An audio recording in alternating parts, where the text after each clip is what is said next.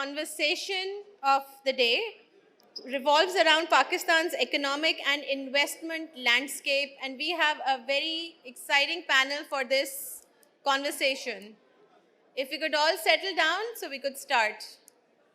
Mr. Sajid Aslam has over 25 years of experience in organizational vision, growth strategies, risk management, and corporate finance. Sajid brings a wealth of expertise to the table, specializing in climate action, ESG investing, entrepreneurship, and technology. He actively collaborates with governments on initiatives such as NDC policy frameworks, climate financing, and circular economy principles. His global perspective, shaped by living and working in diverse countries, makes him a true advocate for cultural integration and diversity. Sajid is an alumnus of prestigious institutions including INSEAD, the National Defense University, and the World Bank Academy. Thank you very much, Sajid. We'd be coming back to you again and again for a number of these sessions. Thanks a lot for moderating. Also with us is Mr. Asfar Ehsan. Mr. Asfar Ehsan has a distinguished background as Pakistan's former Minister of State and Chairman of the Board of Investment. Asfar brings a wealth of experience to the table. If you could all settle down, please. He has been associated with several boards of commercial and non-profit organizations.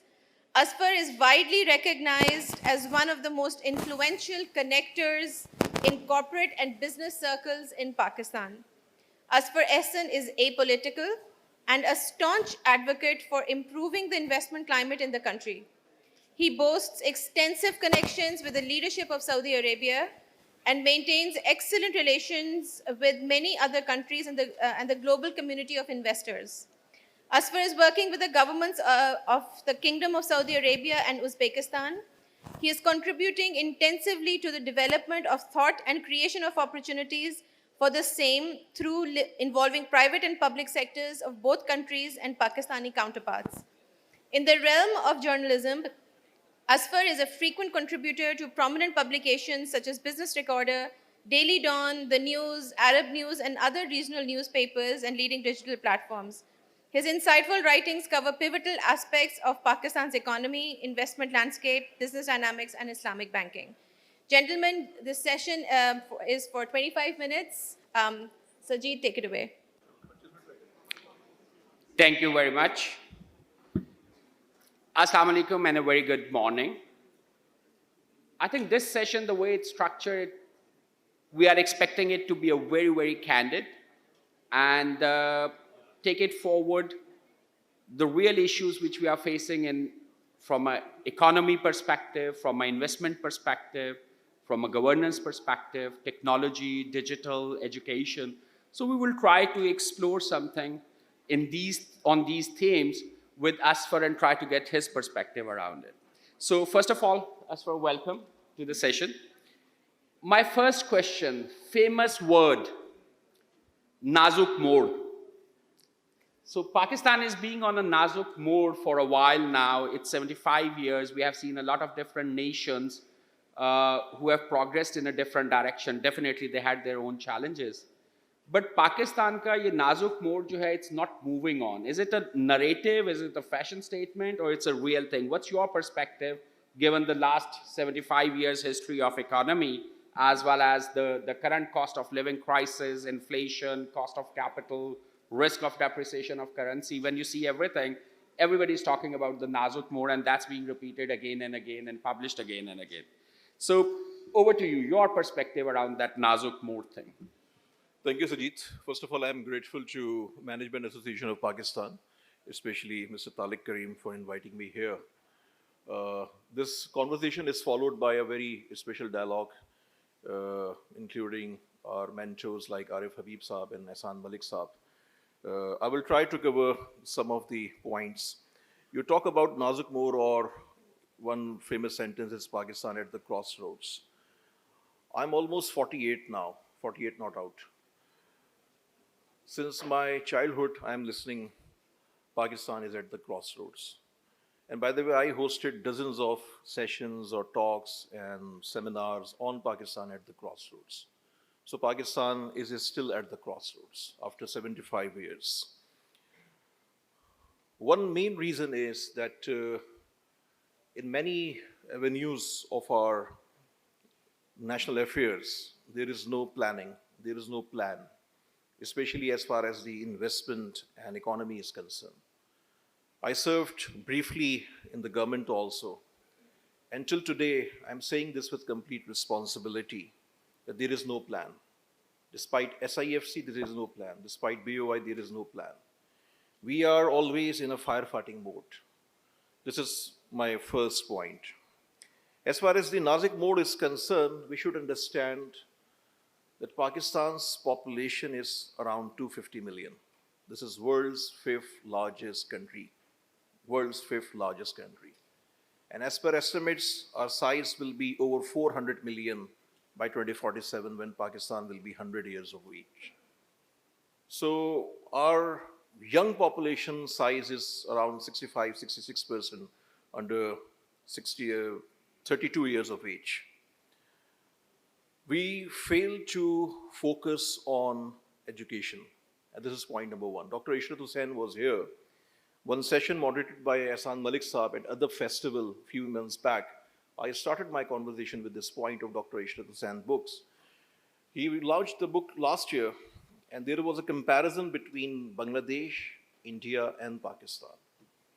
So the success of India we are witnessing, we are experiencing, is because of their education sector.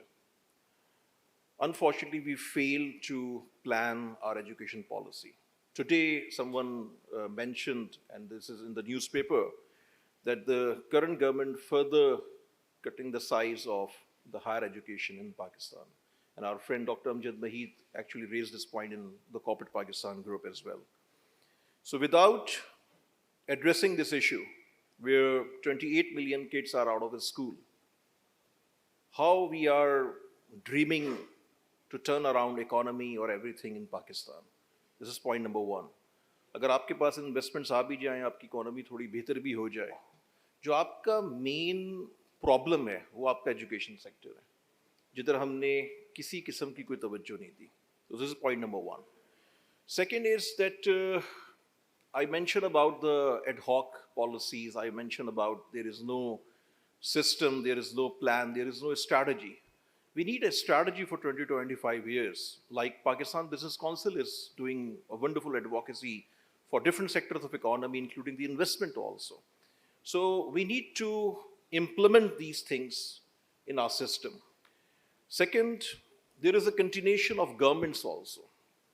We talked about Saudi Arabia recently, the delegation was there. One delegation is also in Islamabad these days. The new delegation arrived yesterday. In last 6 years, the Crown Prince Mohammed bin Salman interacted with 4 different prime ministers. Now imagine what we are doing with this country. So these are the basics actually, and we are facing the Nasuk mode since last 75 years. So this is my view on the subject. And this is the time that we should plan a strategy for 20 to 25 years.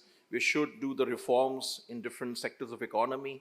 We should be in a position after some time that Pakistan should place the guarantee of 10 to 12 years continuation of policies as well. So without all these ingredients, no one will invest in Pakistan. And the main point is that as far as the investment is concerned, we should support and facilitate the existing investors, including all the local investors as well as the foreign investors. And by the way, we are talking all these points since last many years. Since last 3 years, I'm talking the same points again and again and again and again, because this is part of our narrative building also. We are highlighting these points with the Twin Cities leadership also. But I think this is a time of collaboration. And I must say that I'm optimistic about, after the appointment of the new finance minister, Mohammad Aurangzeb, who chaired the Pakistan Business Council as well. He's not only a banker, but he is a person from the private sector. So yesterday, Business Recorder published my article, and this was around the roadmap of Mohammad Aurangzeb, and I highlighted many points. And this is my narrative building to support the Prime Minister, to empower him for the right causes, because he is closely working with the private sector of Pakistan, all the multinationals, all the private business groups. And in addition to Mohammad Aurangzeb, all the ministers working in the different ministries related to economy. So without this collaboration between the political government, bureaucracy, a strong affiliation and involvement and engagement of business community, the right business players, and also the military leadership. These four stakeholders and their collaboration is mandatory. We are in a position, this is the new time, this is new government, the second one is started. We can design a strategy, we can implement this. And this is a golden opportunity for Prime Minister Shehbaz Sharif also to implement these things in a real spirit. Initiate few bold decisions, few hard decisions. And without any political, point scoring, my belief is that we all are Pakistanis first. Our affiliations with all the political parties at number second. We should support the state of Pakistan beyond our political affiliations or liking or disliking. Whoever is in the government, we should support. And we should stop the propaganda against institutions and also the political government, because this polarization is the real challenge for Pakistan today. The hatred between the groups, the hatred between the nation, the divided nation is also a big hurdle for the progress of Pakistan. Thank you. So you picked up that very rightly, that this is not the first time we are talking about. It's not some revolution. आज हमें नहीं पता चला कि ये सारे scenarios जो हैं, they are going to be there, and they were there for a while. KSA, you are talking about for last 4 to 5 years that they have changed their dynamics. It's no more grants, it's a partnership, it's investments. So even we are talking about the same thing today. For the last 6 years, there was a 5 billion to 25 billion number coming from KSA, but still we have to really see the deal flow coming out. What do you think need to change or has changed which bring that optimism which you are talking about right now, whether we are talking about education, planning, the population dividend or a liability, or consistency of the policy, and particularly the investment relationship with KSA? What has changed? Why that optimism is there right now? First of all, we should understand that KSA is no more the old KSA. This is actually a new place, and this is the most happening place in the world today as far as the investments and business are concerned. Their public investment fund size today is over $1 trillion.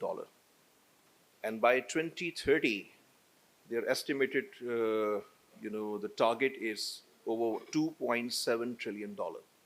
Only last 3 months, their size expanded $200 million.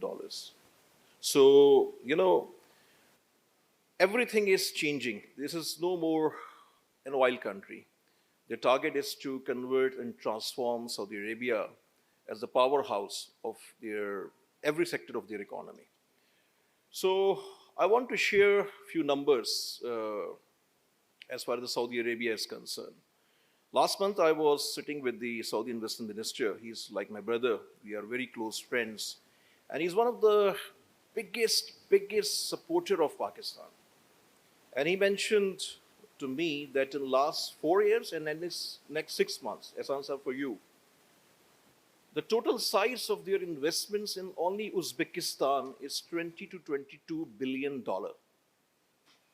They are finalizing many projects. So he said कि यार हम जाते हैं वहाँ पर focus meetings होती हैं. 2 months before, they visited, Saudi Investment Minister led the delegation, and they met the president and the entire cabinet. And they discussed 9 projects. Project 1, this problem, this problem, this problem. Project 2, Project 3, Project 4 पे आके उन्होंने बोला land का ये issue उसी वक्त solve हुआ. तो वो कहते हैं प्रोजेक्ट्स जाते हैं, होमवर्क दोनों तरफ से होता है, चीज़ों को फाइनल करते हैं. जब मैंने ये प्रोजेक्ट शुरू किया सऊदी अरेबिया का, तो लोग मुझे कहते थे कि सऊदीज जो वो ट्रक की बत्ती के पीछे लगाते हैं. मैं हमेशा बोलता हूँ ये बात. But after 1 month, I realized कि नहीं, fault is on our side. 100% fault is on our side. देखें, वो देने वाले हम लेने वाले हैं. इस चीज़ को अंडरस्टैंड करें. But this is no more a country जो आपको सब्सिडीज़ पे चलाएगी, जो आपको डोनेशंस देगी. जैसे हमने एक $3 बिलियन का उनसे एक वो फंड लिया हुआ है. चले, वो आपका चलता रहेगा. They are beyond serious to invest in Pakistan, but they are serious when your projects will be ready.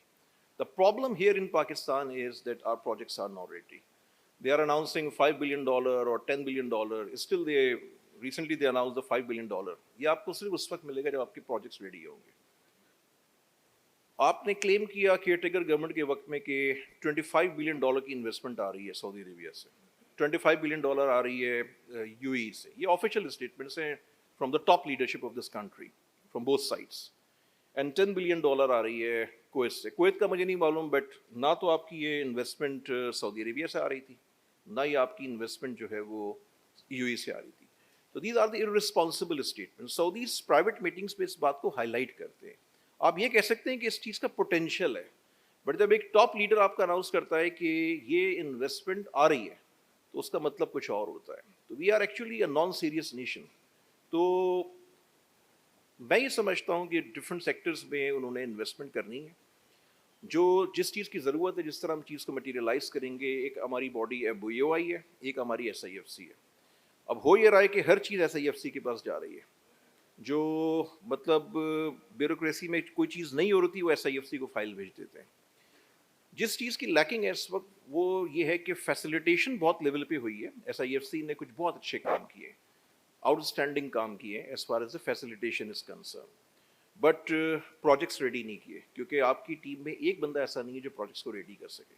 उसके लिए आपको मार्केट से प्रोफेशनल्स इंगेज करने पड़ेंगे.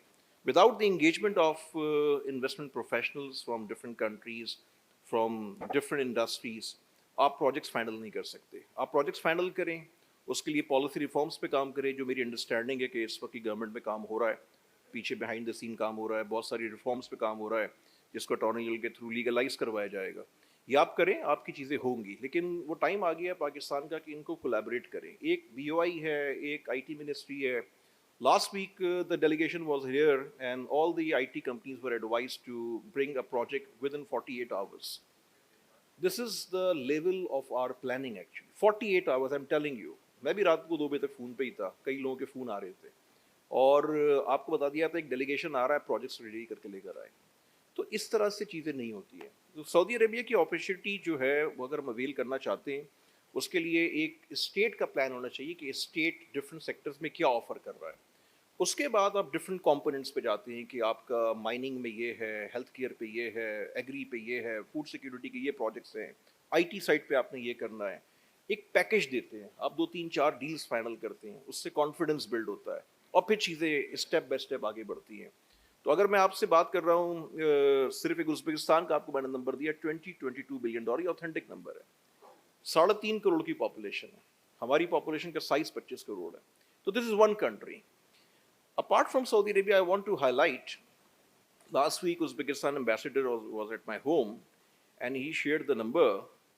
आपके ख्याल में FDI का नंबर उज़्बेकिस्तान का 2022-23 का क्या होगा?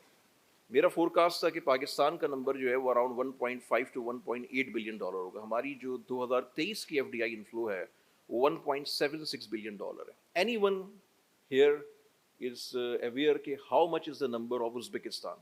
Kazakhstan FDI number. Anyone? Any idea? Farooq Khan. This is a country, Kazakhstan is a country with 20 million population. Their FDI in 2022 was $28 billion. $28 billion. This is neighbor of Pakistan. Now there is a direct flight for Almaty also. And same is almost the number for 2023. And I'm sharing the authentic numbers. You can check. So मैं आपको बता रहा हूँ, एक 3.5 करोड़ की population है जिसकी FDI का इन्फ्लो इस साल जो है 2023 में $10 बिलियन था.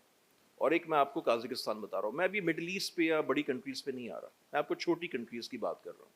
तो फिर पाकिस्तान में ऐसा क्या है कि Pakistan with all the advantages, with all the blessings, हम वहीं के वहीं खड़े रहते हैं, हर साल हम यही बातें कर रहे होते हैं, बार बार हम यही बातें कर रहे होते हैं। दो रीजंस हैं, प्लानिंग नहीं है, कोई स्ट्रैटेजी नहीं है, और आपस में डिवाइडेड होते जा रहे हैं। सोशल मीडिया में एक दूसरे को गालियाँ देते हैं, एक दूसरे को गद्दार कहते हैं, एक दूसरे को बुरा भला कहते हैं। अगर आप एक पार्टी के हैं तो दूसरे पार्टी का बंदा आपके लिए बिल्कुल हराम हो जाता है। This mindset should be tackled on immediate basis. ये आधी जो सोशल मीडिया की कैंपेन होती है इंडियंस रन करते हैं, मैं आपको गारंटी कर रहा हूँ, ये सारे अकाउंट्स इंडिया से चलते हैं। तो ये पॉलिटिकल जो पोलराइजेशन है ना, इसको बंद करें, आपस में कोलैबोरेट करें, जो भी गवर्नमेंट है उसके साथ कोलैबोरेट करें। और एज कंट्री वो टाइम आ गया पाकिस्तान के ऊपर कि हम थोड़ा सा अकल के बाहुल लें, हम थोड़ा सा होश करें और इस कंट्री को एक सही ट्रैक पे लेके जाएं। आप यकीन करें, पैसे आ सकते हैं, पैसों का कोई मसला नहीं है, प्लानिंग का मसला है, स्ट्रैटेजी का मसला है, ये सारी चीज़ें हो सकती है। अगले 2 से 3 साल में आप राइट ट्रैक पर आ सकते हैं, उसके 5 साल बाद आप और बेहतर जा सकते हैं, 10 साल में आप एक बहुत डेवलप नेशन बन सकते हैं। इट्स अप टू अस, लेकिन ये बातों से हट के आपको इम्प्लीमेंटेशन पे आना पड़ेगा। Thank you. So you picked up the planning side, and significantly we take it like what the governments and the policymakers are doing. But if you look at the other models like Indonesia, or even the model from India or model from China, the government role was facilitating that businesses in terms of creating those partnerships. But the businesses took the first step and lead that change there, which basically forces the government to support them. So there's a model which we have seen, and right now when we are placing a responsibility in terms of the planning or the reform or the structure side, what do you think about the businesses like who have to plan it 48 hours before? Why they were not planned? The KSA opportunity is there. It's not the new opportunity, right? People want that capital. So where that responsibility lies with those corporations and the businesses and the individual to plan it well and collectively create the national wealth rather than we wait for the government to do the reforms and everything, which might take longer time, where the individual businesses and SME sector, they have shown the wonders, whether we talk Indonesia after crisis, we talk Vietnam, Thailand, China, Rwanda. Well, there are so many examples where the economic progress is not led by the government taking a first step, but the individual citizen and the businesses taking the first step. I agree with you. First of all, we should understand that the public sector and the national leadership is very important as far as the private business is concerned. You appointed around 12 chairmen of Federal Board of Revenue in last 10 years. 12 chairmen of Federal Board of Revenue. This is the 13th one. You appointed around 10 or 9 federal finance secretaries in last 10 years. You appointed around 7 or 8 chairmen of Board of Investment. I mentioned about 3 main important components. This is actually impacting your private business also. Private business is struggling. Private business is capable to do wonders, but there is a need of facilitation. And there is a need of continuation of support to the business houses.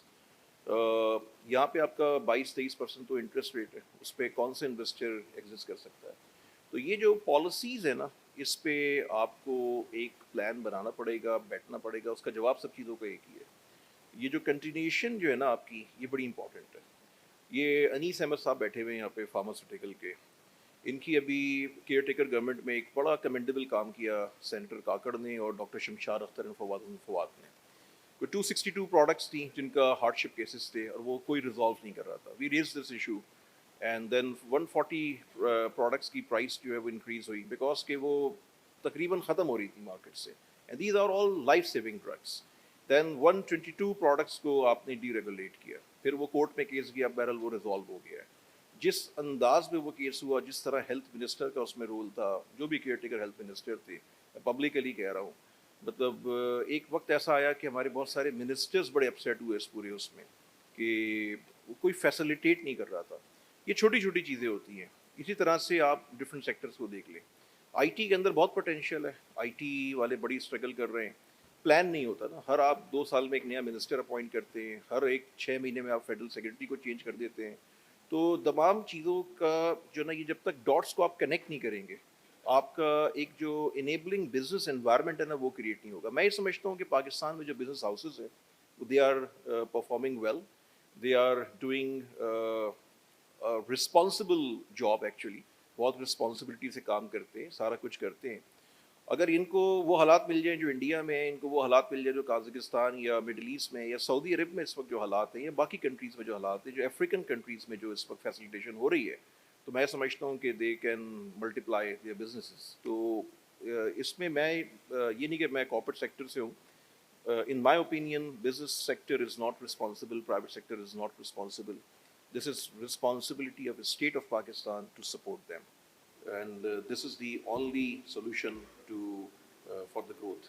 No, thank you as well. There's another interesting perspective which we are hearing a lot for the history of Pakistan and still as one of a bottleneck: corruption versus incompetency. So, what's your view? What's basically actually holding us back? It's a corruption, it's an incompetency, it's a hybrid model. Because the systematic failure which we are facing, despite raising the same issue again and again with the last 10 years, there has to be certain bottlenecks which are not letting us move forward. Actually, this is a very popular debate in Pakistan now, that corruption is the reason or incompetence. My personal opinion is that incompetence is the biggest reason. Corruption, there should be zero tolerance on corruption. But where we are standing is because of incompetence at every level in the public sector and in other sectors as well. So we can develop many things, but because of incompetence we are here. So in my opinion, incompetence is the main reason, not corruption. Corruption, in my opinion, is a political mantra and political propaganda in Pakistan. How many billion of dollars you wasted because of corruption? How many billion dollars? But how many billion dollars you can raise through through competent teams? तो हमें इसको comparison करना चाहिए, realistic उस पे होके। ये parties आती हैं, उसने करप्शन की, वो चोर है, ये है, ये है, ये है। लेकिन इन तमाम चीज़ों से बढ़ के अगर आप देखें तो जो इस मुल्क में मैं ये समझता हूँ कि अपॉर्चुनिटीज़ हैं, ये हम अवेल नहीं कर पा रहे because of competence. Competent team अगर आपकी है, right players at the right job है, तो आपकी चीज़ें बेहतर होना शुरू हो जाती हैं। Thank you. So I think it's a last question and then we will wrap it up. Education, and specifically Dr. Ishal Saab also picked up something which is around the productivity of the labor.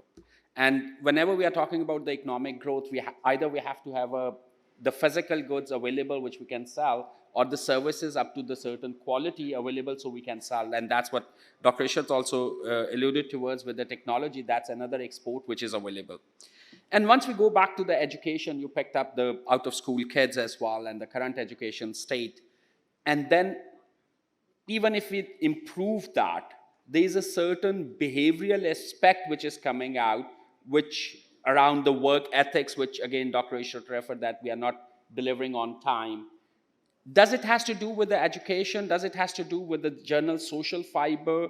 How you will address those things where even a competent graduate, if they do not reflect the right kind of behaviors, they will still not be productive or contributing towards that economic progress. So where you really, how you see that equation working out in terms of the behavior versus education side?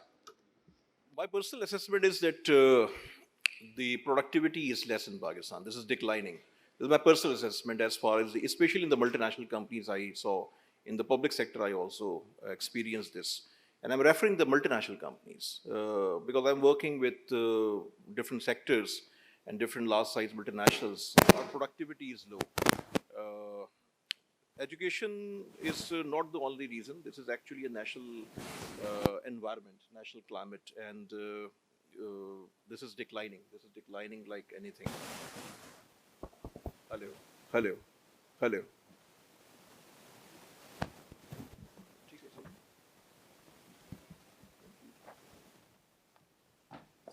Okay, thank you.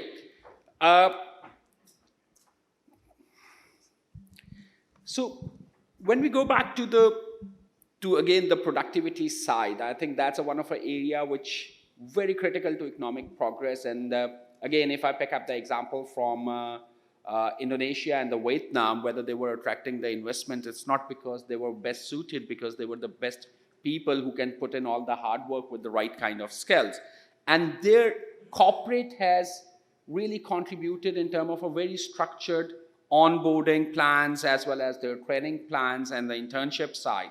And at the same time, if we see how Saudi is doing, they are also using the same, even the polytechnical TVET models, and then they are encouraging the employers to really employ those, specifically the Saudi national women and the men, and give them a certain training side. So I think it's a good public-private partnership which help them to develop that talent, where now people are replacing the best expat with the local national. So do you see that public-private partnership happening in Pakistan between the corporates and the governments to start having that kind of training program? Because just the graduate coming out may not be ready, but with the 3-4 months effort coming from the both side, public and private one, may help us to progress faster than rather than attracting any new investments or doing a manufacturing plant which may take years. So public-private partnership on the trainings and the skill development.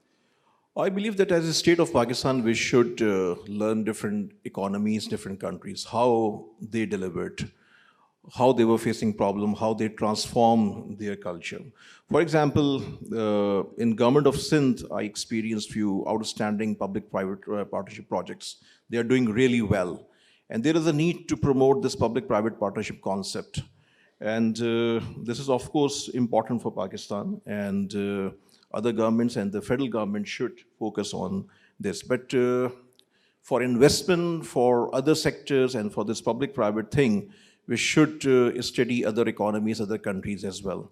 I always highlighted that we should learn from ASEAN countries as far as the investment, climate and investment strategy is concerned. We should learn from Central Asian countries. We should learn from African countries. For example, हम एक वक्त पे बात करते थे Ethiopia की, तो Ethiopia के नाम से हमारे जहन में एक वो कहत की एक तस्वीर आती थी.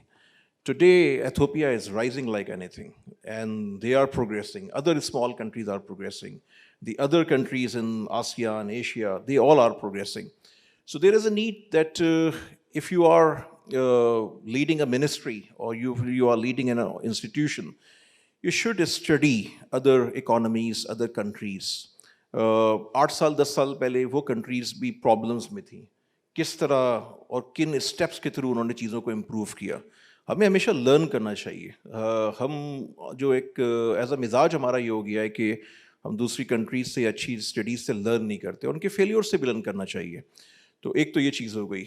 एक और चीज़ जो इन तमाम चीज़ों में आती है ना, अगेन वो हमारा एजुकेशन का मसला है. हम इंडिया की बात करते हैं. इंडिया का इस वक्त जो लास्ट ईयर FDI इनफ्लो था वो $70 बिलियन था. उनका हम IT की बात कर रहे हैं, प्रोजेक्ट साइजेस की बात कर रहे हैं, जो मैंने आपको लास्ट वीक की बात भी बताई. So India's IT size is around $228 billion, including $186 or $187 billion is IT exports. So there is no comparison anymore between us and India. But how Bangladesh is progressing, how other countries are progressing, we should learn, we should study other models. मैं Uzbekistan की बार बार बात करता हूँ. एहसान साहब को पता है मैं शुरू से बात कर रहा हूँ. When I was part of the BOI, because उसकी reason ये हुई कि when I joined the BOI, I visited Uzbekistan and I visited other countries, but I had a detailed briefing with Uzbekistan Board of Investment and their leadership. And I understand that how they are progressing, how they are working. This was all about collaboration. There were 22 ministers, everyone is connected with everyone, and their only target is to facilitate the business houses, their own business houses, as well as the foreign investors. That's how they are progressing. That's how other countries are progressing. You're talking about Saudi Arabia, but you should look Qatar as well. You should look UAE as well. These countries are progressing like anything. The African countries are progressing like anything. So my conclusion is that as a state of Pakistan, we should, sideline our differences, political likings and dislikings, number one. We should focus on long-term plan, 20-25 years plan, not 5 years plan, not 10 years plan. Of course, there are phases, but as a strategy, because you are world's 5th largest population. So as a strategy, you should plan your strategy for 20-25 years, and you should do the reforms and legislations in different ministries like Privatization Commission. Zafar Subani is here, he knows well, and the Board of Investment and FBR and other institutes and ministries, that you should be able to provide a guarantee of 10 to 12 years policy continuation to the local investors as well as the foreign investors. And last but not the least, there is a need of collaboration amongst all stakeholders, whether this is bureaucracy, this is political government, this is business houses, and also the military leadership. These four stakeholders are important. And judiciary should stay away from all these things. For example, privatization of a steel mill, this is history now.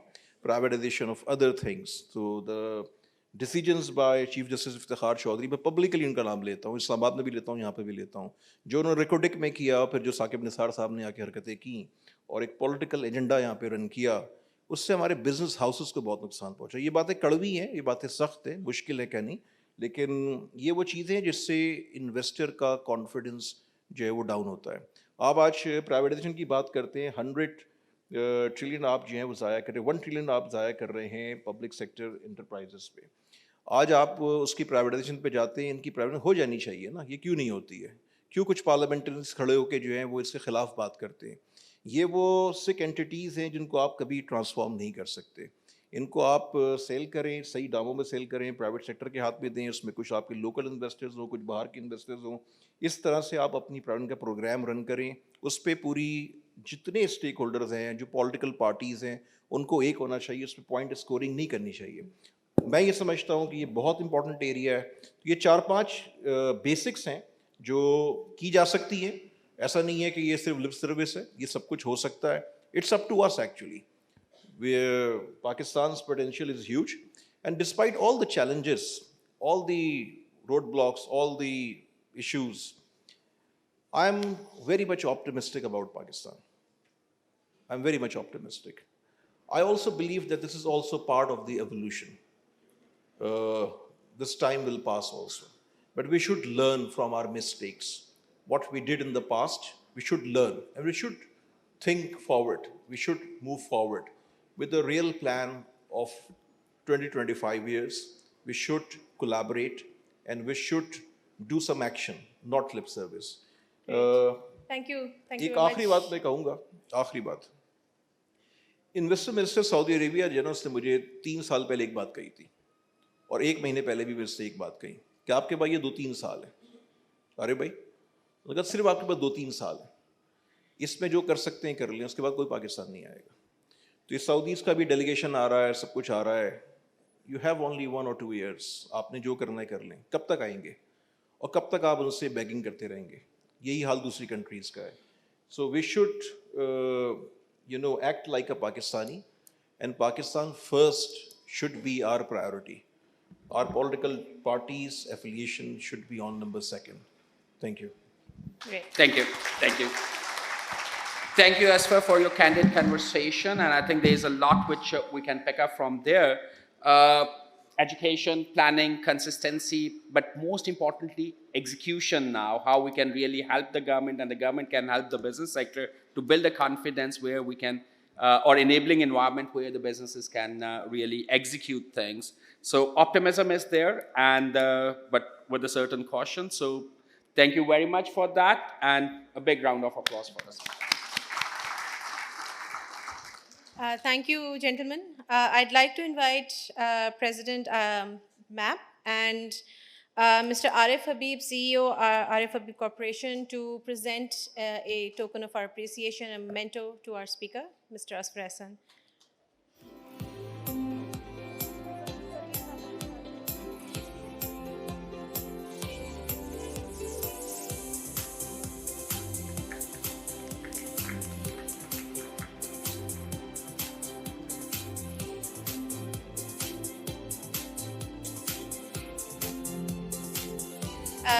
And our token of appreciation for Mr. Sajid as well, our moderator for today's session.